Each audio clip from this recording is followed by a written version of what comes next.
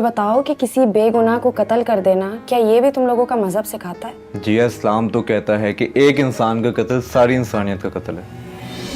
हमारा मजहब तो पीस का मैसेज देता है। राहील साहब कहाँ पे? मैम वो नमाज पढ़ रहे हैं। ब्रेक टाइम कब की खत्म हुई है, अभी तक उनकी नमाज खत्म नहीं हुई है। पता नहीं मैम। चलो वो जब आए तो उनको कहे मेरे ऑफिस में आ जाए। इन चीनियों को क्या पता हमारे काम चोरी के तरीकों का। लगता है रहील साहब आज सारे गुनाह बख्शवा के आएंगे। तो सही कह रहे हैं। कोई तो खुदा खौफी करो, क्या उल्टा सीधा बोले चले जा रहे हो? तुम्हारे सीनियर हैं, कुछ तो एहतराम करो। हमने क्या किया शफीक साहब, हम भी तो नमाज पढ़ के आए हैं। काम चोरी के और भी कई तरीके हो सकते हैं। क्या फायदा तुम्हारी ऐसी नमाजों का जो यहाँ पीठ पीछे किसी की गीबत कर रहे हो? जाओ जाओ अपना को काम करो, जाओ शाबाश।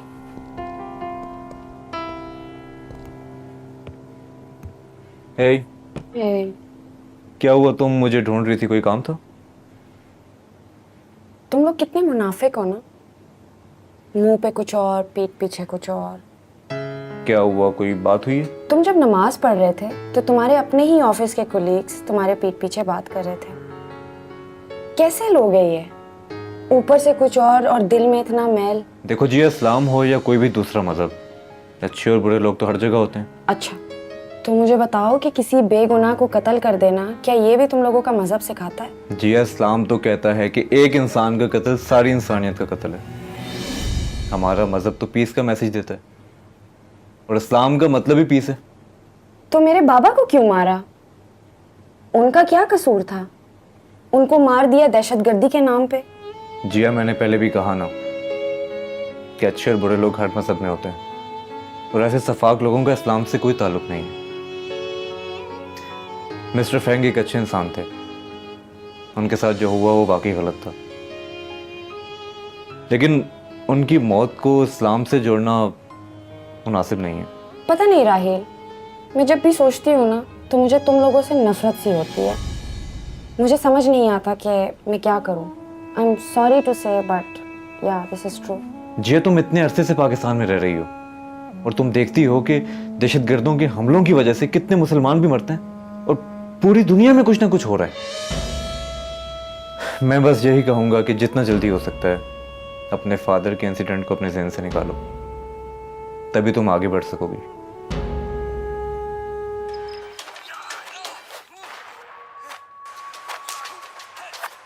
यो कुल्हाड़ी देख रहे हैं सरपंच, जो यो बात साबित ना हुई। नाज़रीन कराम, इस्लाम अमन का, मोहब्बत का, भाईचारे का दर्स देता है, और सरकार दो आलम नबी करीम सल्लल्लाहु अलैहि वसल्लम का फरमान है कि एक इंसान का कत्ल पूरी इंसानियत का कत्ल है। इस्लाम तो ये पैगाम देता है कि एक चिड़िया के बच्चे के साथ भी नाइंसाफ़ी ना की जाए। नबी करीम सल्लल्लाहु अलैहि वसल्लम ने वालिदैन के हवाले से। बाबा, ये आप मुझे किन लोगों में छोड़ गए? ना खुद अपने आप से सच कह पाते ना दूसरों से। ऐसा क्या था इस मुल्क में कि आपने अपनी सारी जिंदगी यहाँ गुजार दी और मौत भी आई तो इन्हीं लोगों के हाथों। क्यों मारा गया आपको? आपकी क्या गलती थी? मुझे मेरे सवालों के जवाब कौन देगा?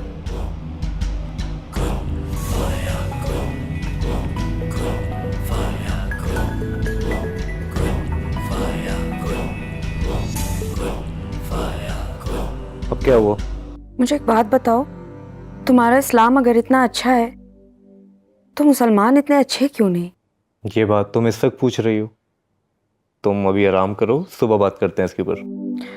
बातें तो सारे बहुत अच्छे अच्छे कर लेते हो, लेकिन अमल सबका जीरो, बल्कि बिल्कुल नेगेटिव।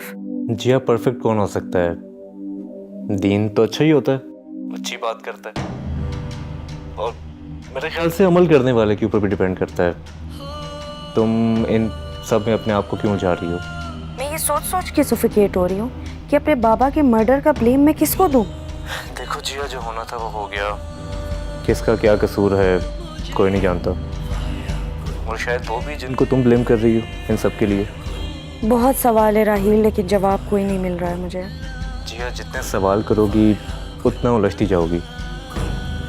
मेरी मानो, अभी आराम करो, सुबह करते हैं इस पे बात। Okay bye. ओके, अल्लाह हाफिज।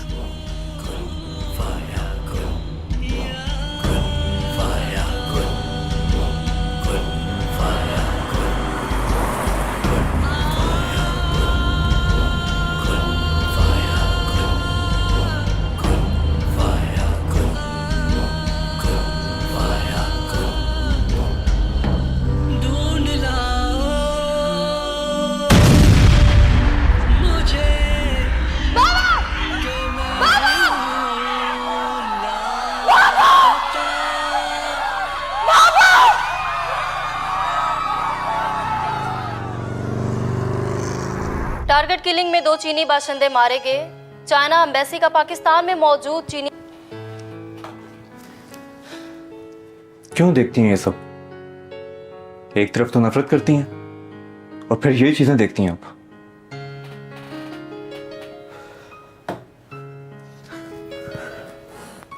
मैं बस ये देखना चाहती हूँ कि कोई तो मुझे सॉलिड रीजन दे कि ये नॉन मुस्लिम्स को क्यों मारना चाह रहे हैं। इन टेररिस्ट के दिमाग में चल क्या रहा है? पर क्यों? क्या करना है आपको जानकर? और आपको क्या लगता है कि हर बात का कोई सॉलिड रीजन होगा? ये सिर्फ पाकिस्तान में नहीं हो रहा। और पता नहीं इन सब के पीछे क्या कॉन्स्पिरेसी है। तो क्या करूँ राहील? तुम्हारे लिए ये सब कह देना कितना आसान है कि ये सब कॉन्स्पिरेसी है। कोई हम गैर मुस्लिम से पूछे कि इस मुल्क में रहना कितना मुश्किल है, कब कौन हमें मजहब के नाम पे आके मार के चला जाए, तुम्हें नहीं पता। इस मुल्क में रहना इतना आसान नहीं है। फिर तो मेरे ख्याल में आपको कुछ अरसे के लिए जो है ना वापस चले जाना चाहिए। बस यही जवाब रह गया है, कुछ और नहीं बचा डिफेंड करने को, तो कह दिया मुल्क छोड़ के चले जाओ। जी आप अपनी हालत देखें, इस कदर नफरत आ गई आपके अंदर। और सर फेंग की डेथ से पहले तो आप बिल्कुल भी ऐसे नहीं थी। तो मैं ऐसे कैसे रह सकती हूँ? मेरे लिए मेरी जिंदगी में सब कुछ मेरे बाबा थे। इस मुल्क ने मेरे बाबा को मुझसे छीन लिया। जिया वो एक हादसा था और उसमें आपके बाबा के अलावा और कितने लोग मारे गए, और शायद उसमें ज्यादातर तो तादाद पाकिस्तानी मुस्लिम्स की थी। जिया दहशतगर्दी का कोई मजहब नहीं होता। और आप खुद बताएं कि एक इंसान किसी दूसरे इंसान की जान कैसे ले सकता है? मुझे ये कहते हुए बिल्कुल अच्छा नहीं लग रहा, लेकिन आपको शायद चाइना वापस चला जाना चाहिए। कुछ अरसे के लिए सही, लेकिन आप एक ब्रेक ले लें।